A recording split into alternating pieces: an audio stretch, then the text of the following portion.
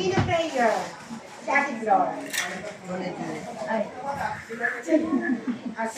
Hindi lang ha, mga 2 seconds lang ha. Makakatagal ang ito na. Mag-prayer muna tayo ng kaunti.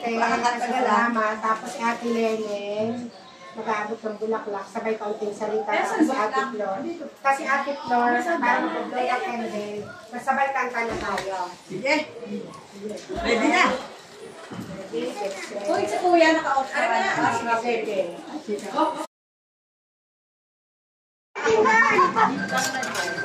Mata niya. Yes. Oo, sinabi.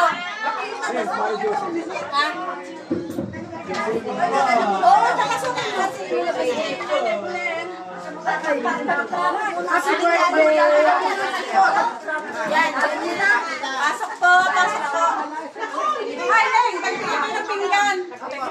Oo, sabi ko.